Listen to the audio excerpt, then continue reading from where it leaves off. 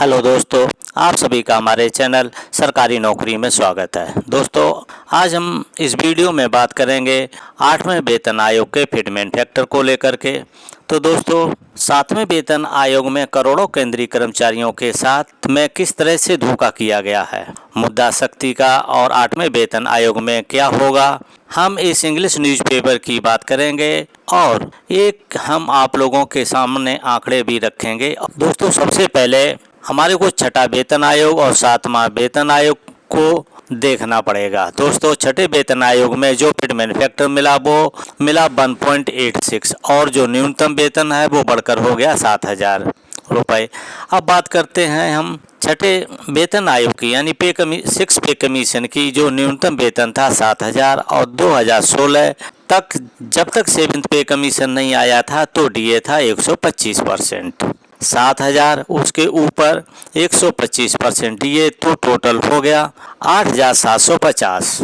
तो डीए और बेसिक को का दोनों का ऐड करते हैं तो हो गया हमारा 15,750। अब तो ये बात आपकी समझ में आई गई होगी। यहाँ तक कि 6 पे कमीशन में जो न्यूनतम वेतन था 2016 तक वो था 7,000 रुपये, 125% डीए उसके ऊपर था तो उसके ऊपर तो जो टोटल बना था 15,750। अब 2016 में 7वां वेतन आयोग आ गया तो 7वां वेतन आयोग में जो फिटमेंट फैक्टर दिया था 2.57 और 2.57 क्यों दिया था वो डॉक्टर एक्राइड फार्मूला और आईएलसी की रिपोर्ट के अनुसार, जिन्होंने कहा था एक कर्मचारी की 3 यूनिट होती हैं, उसके परिवार में 3 आदमी होते हैं और 1 महीने में जो उनका खर्च होता है वो होता है 18,000 रुपये। उसके अनुसार अब उन्होंने जो 7,000 के ऊपर क्या फिटमेंट फैक्टर दिया था वो 18,000 रुपये हो जाए तो 2.57 को अब 7,000 से इंटू करेंगे 2.57।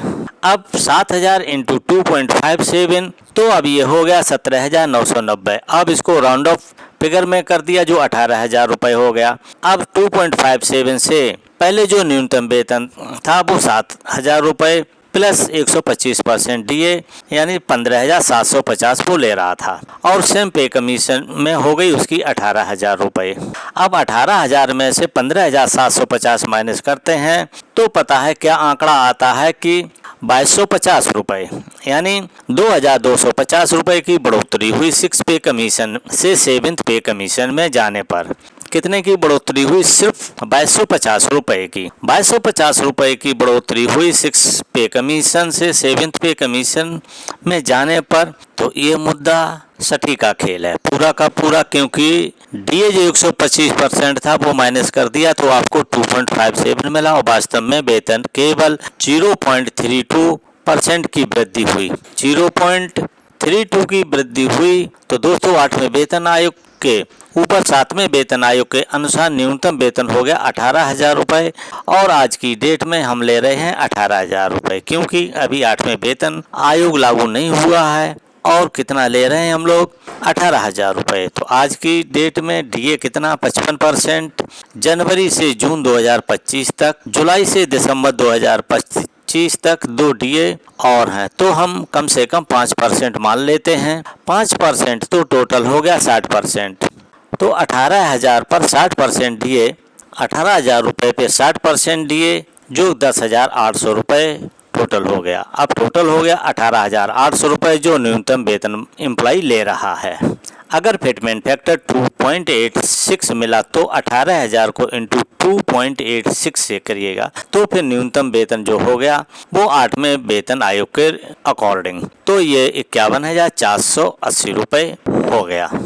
51,480 रुपये। अब 51,480 को 7th पे कमीशन में जो हम आज के दिन ले रहे हैं 28,800 रुपये को माइनस करते हैं तो बढ़ोतरी हुई 22,680 की। कितने की होगी? 22,680 की। इसमें डीए पीए और मुद्दा शक्ति का बहुत घना खेल है जो माइनस होगा। अगर फिटमेंट फैक्टर 1.90 मिला तो 18,000 इंटू 1.90 फिटमेंट फैक्टर तो नया न्यूनतम वेतन 8वें वेतन आयोग के अकॉर्डिंग यानी 8वें वेतन के अनुसार हो गया हमारा 34,200 रुपये। तो 34,200 रुपये। अब 34,200 रुपये को 28,800 34,200 में से 28,200 28,800 माइनस कर देते हैं तो जो बढ़ोतरी आई है वो आई है 5,400 रुपये। 5,400 रुपये आप समझ गए होंगे। तो ये मुद्दा शक्ति का है, कितना बड़ा खेल है ये। 7th पे कमीशन में जो व्यक्ति ये सोच रहे हैं कि 2.57 का फिटमेंट फैक्टर मिला और हमारी न्यूनतम वेतन 18,000 रुपया हो गए, तो उनको ये भी मालूम होना चाहिए कि 2016 तक 125% डीए था और 7,000 न्यूनतम वेतन थी, तो 125% डीए को मिलाकर के 15,750 रुपये वो पहले से ही ले रहे थे और 15,750 को बढ़ा करके 18,000 रुपये कर दिया, तो मतलब 2,250 रुपये की बढ़ोतरी हुई है। 2,250 रुपये ये बहुत बड़ा धोखा था। कहीं आप ये सोच रहे हो कि एक कर्मचारी जो वो 60 साल इस देश की सेवा करता है, इस देश को चलाता है, सुबह 8 बजे वो ऑफिस में बैठता और शाम को 5 बजे ऑफिस से निकलता है।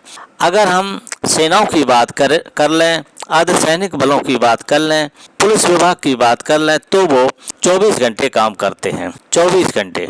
दोस्तों फ़ोन आ गया। दोस्तों आपने ORP 1 में देखा होगा, ORP 2 में देखा होगा, ORP 3 में भी देखा होगा कि कितनी बढ़ोतरी हुई। क्या बढ़ोतरी हुई ORP 2 में और ORP 3 में कितनी हुई कि हमारे सूबेदार और नेरी की कोई बढ़ोतरी नहीं हुई। वही हुआ, हमने मिलिट्री सर्विस पे सबको बता दिया था कि दोस्तों मिलिट्री सर्विस पे भी आपने देखा होगा कि जो कोर्ट के अंदर मिलिट्री सर्विस पे चल रहा है केस, वो खारिज होना है।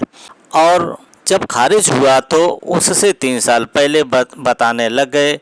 दोस्तों अगर ORP 1 के समय सबका सैनिक संघर्ष कमेटी नायक हरपाल जंतर मंतर पर 13 दिन भूख हड़ताल नहीं करता तो आपको एक भी नहीं मिलना। और OROP 3 में अगर सबका सैनिक संघर्ष कमेटी 1 साल आंदोलन नहीं चलाती तो जो बढ़ोतरी सिपाही से हवलदार की हुई है वो भी नहीं होनी थी। जबकि उस आंदोलन को तोड़ने के लिए जो एजेंसियां थीं उन्होंने काफ़ी प्रयास किया लेकिन तोड़ नहीं पाए।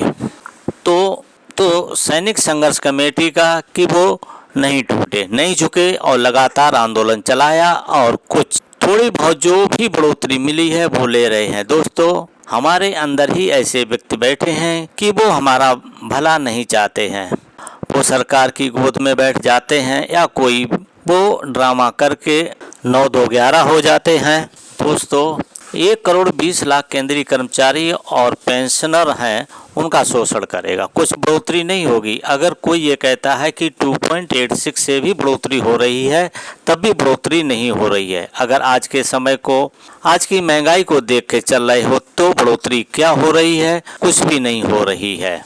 100 रुपये का तेल है, कोई भी खरीद सकता है। बिजली कितनी महंगी है कोई भी देख ले। बच्चों की फीस जाके कभी स्कूल में जाके, नर्सरी में जाके भी पूछ सकते हो, दिल्ली पब्लिक स्कूल में देख सकते हो और भी बड़े किसी स्कूलों में आप देख सकते हो। जैसे कि हम, अगर आपका बच्चा नर्सरी में पढ़ रहा है तो उसकी फीस 1 लाख रुपए से 1.5 लाख रुपए या 1,80,000 रुपये तक है। 1 साल के सारे खर्चे अलग अलग रह गए हैं। उसके अगर 2 बच्चे हैं तो दोस्तों चाहे आप फौज के सूबेदार हो, चाहे पुलिस के इंस्पेक्टर हो, या चाहे आप यहाँ पर अपने टीचर हो या कोई भी हो, तब भी आप उनकी फीस नहीं चुका सकते हो। और हम लोगों को किस तरह से घुमा फिरा रहे हैं। दोस्तों ये चीज़ सस्ती हो गई, लौकी सस्ती हो गई, अदरक सस्ती हो गई, सब्जी ये सस्ती हो गई है, बैगन सस्ता हो गया है, गाजर सस्ती हो गई, मटर सस्ते हो गए, टमाटर सस्ते हो गए। तो इसके हिसाब से ये कर लो, मतलब कोई एहसान कर रहे हैं, मतलब इनको सीधी गरीबी से बाहर तो निकालना ही नहीं है, मिडिल क्लास को भी नहीं निकालना है। दोस्तों ये वीडियो को पूरा जब देखेंगे तभी आपकी समझ में आ पाएगा। अब फरवरी 2025 में आम बजट आया, उसमें 12 लाख टैक्स फ्री कर दिया। अरे दोस्तों कोई पूछने वाला भी तो हो इनसे कि 12 लाख ले कौन रहा है? बताओ कौन ले रहा है? न तो फौज का सिपाही ले रहा है, न कोई नायक ले रहा है और न कोई हवलदार ले रहा है। तीनों सेनाओं में, पैरामिलिट्री में ले रहा है, पुलिस का भी सिपाही नहीं ले रहा है, कोई भी कर्मचारी तो नहीं ले रहा है। तो बताओ ये कौन ले रहा 12 लाख रुपए? अरे और तो छोड़ो, आर्मी का सूबेदार भी नहीं ले रहा है, टीचर भी नहीं ले रहा है। 12 लाख तो 12 लाख टैक्स फ्री किसका किया, किसको घुमा दिया? अरे भाई 12 लाख रुपए पहले दे दो और फिर बेशक टैक्स भी ले लो। अब 12 लाख तो दे ही नहीं रहे हो तो बता दो कौन ले रहा है 12 लाख? जब 12 लाख तो ले ही नहीं रहा है कोई, तो बता दो कौन ले रहा है 12 लाख रुपए? 12 लाख रुपए वेतन चाहिए दोस्तों, 1 लाख वेतन चाहिए, 1 लाख पेंशन चाहिए 12 लाख के लिए। दोस्तों मीडिया वाले तो आए दिन खबरें आती रहती हैं कि इतना बढ़ रहा है कि उतना बढ़ रहा है, और हम लोग भी मान लेते हैं कि 2.86 का फैक्टर मिल रहा है, फिटमेंट फैक्टर मिल रहा है, कोई कह रहा है 3 पॉइंट से ऊपर का फिटमेंट फैक्टर मिल रहा है। तो दोस्तों 8वें वेतन आयोग की 10 साल में आता है, 8वां वेतन आयोग 10 साल में आता है, तो केंद्रीय कर्मचारियों के बड़े संगठन के नेताओं को भी ये सोचना चाहिए कि 7th पे कमीशन की तरह का धोखा ना हो जाए। क्या धोखा था कि 2250 रुपये ही वेतन बढ़ा था। तो 8वें वेतन आयोग और आज के समय की आधुनिकता का समय सब कुछ है, वो भी देखो। तो दोस्तों ये जानकारी देनी थी। ये जानकारी कैसी लगी आप हमें कमेंट में ज़रूर बताइए। यदि वीडियो आपको अच्छा लगा हो तो लाइक करके अधिक से अधिक शेयर कर दीजिए। यदि आप पहली बार इस चैनल को देख रहे हैं तो इस चैनल को सब्सक्राइब जरूर करें। सब्सक्राइब करने के बाद घंटी वाले निशान को दबा करके ऑल पर सेट कर दीजिए, जिससे हमारी आने वाली हर अपडेट आपको सबसे पहले मिल सके। तो दोस्तों इस वीडियो को देखने के लिए थैंक यू फॉर वॉचिंग। अब मिलेंगे नेक्स्ट वीडियो में नई जानकारी के साथ।